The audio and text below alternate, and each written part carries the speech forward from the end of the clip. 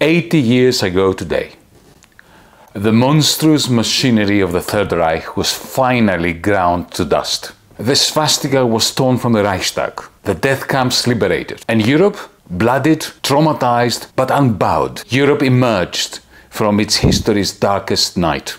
It was not merely a military victory. It was a triumph of solidarity over fascism, of internationalism over racial tyranny, of humanism over industrial-scale slaughter.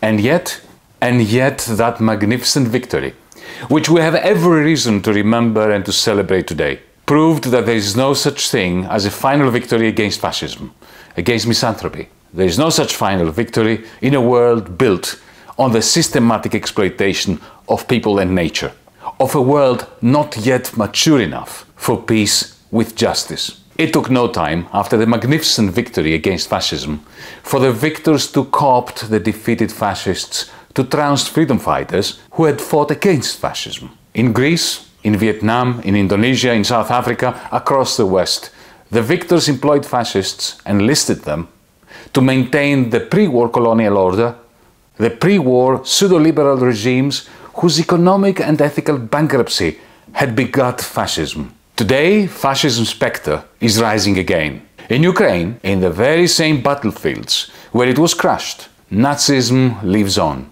armed to the teeth, striking out both from within the Azov battalion and the Wagner group. In the European Union, fascism is back, not in jackboots and zig highs, but in the xenophobic demagogues in our parliaments, in the militarized borders of Fortress Europe, in Europe's rearmament madness, in Europe's sickening support for the last apartheid state's genocide of the Palestinians.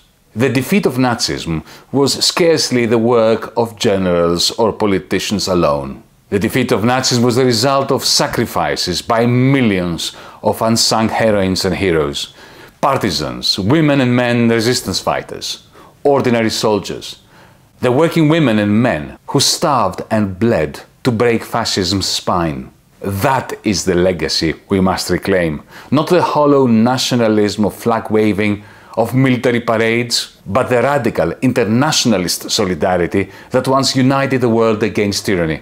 80 years on, the fight is not over.